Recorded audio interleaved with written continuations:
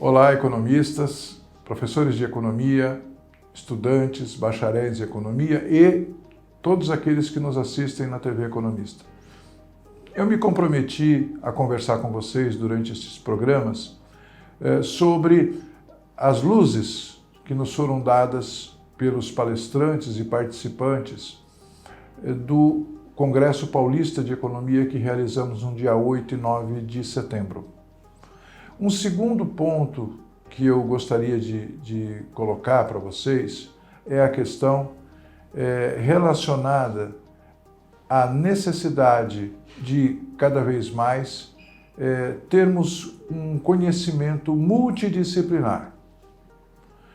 A economia talvez das ciências humanas, aquele curso que mais trabalha com essa multidisciplinaridade, ou seja, o conhecimento de diversas áreas da ciência, diversas áreas práticas. Eu trabalho particularmente há muitos anos na relação entre economia e direito.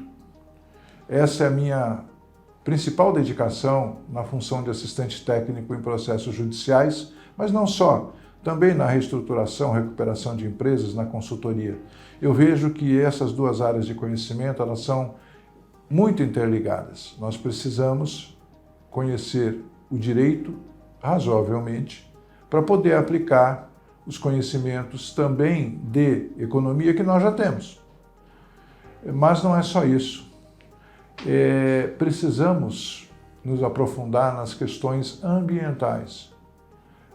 O meio ambiente ele tem uma força muito forte, sempre teve, mas em certos momentos, até o início do século XX, a humanidade quase que entendia que os recursos do meio ambiente eram infinitos, nunca iriam se esgotar. Entretanto, nós temos aí uma coisa muito forte nesse último século que, infelizmente, a industrialização e outros fatores, mesmo o crescimento da população, fez com que boa parte desses recursos ambientais nas cidades e também no campo acabaram por esgotar ou exaurir razoavelmente esses recursos. E agora nós estamos diante de uma circunstância em que, com menos recursos disponíveis e, se nada for feito, esses recursos serão ainda mais diminuídos, temos que garantir o futuro da humanidade. Não seremos nós que estamos aqui, mas aqueles que virão depois de nós, ou os filhos, ou os netos, que terão a responsabilidade de tocar esse mundo quando nós não estivermos mais no trabalho, ou mesmo não estivermos na vida, tivermos terminado a nossa vida. Isto não é apenas uma tarefa do economista. O economista certamente vai ter um papel fundamental, porque ele vai valorar essas perdas. Então, isso, na minha visão, vai avançar muito.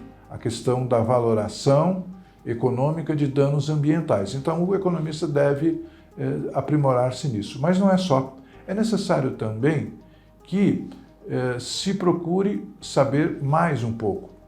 O que mais um pouco? O que são esses danos ambientais? Como é possível, através de técnicas econômicas, garantir o bom uso desses recursos de forma a, tanto quanto possível, não esgotar os recursos naturais? Então essa é uma tarefa que é nossa, mas não é só nossa.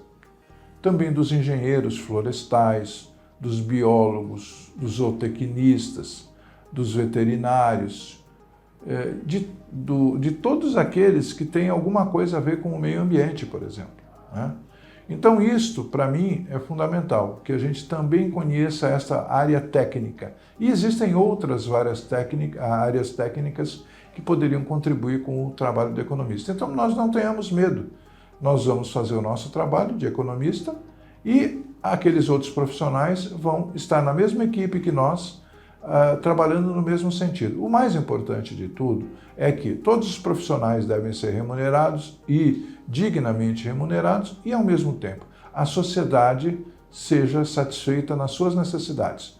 Porque as profissões só existem numa sociedade moderna como a nossa para atender às necessidades da sociedade. Antigamente, a gente diria, para a sobrevivência de uma família isolada poderia sobreviver com a profissão do seu principal membro ou de alguns dos seus membros, o trabalho dos seus membros, né? Hoje não. Hoje nós só somos contratados, vamos dizer assim, se a gente servir alguma boa causa econômica e social. E é isso que nós temos que buscar. Obrigado.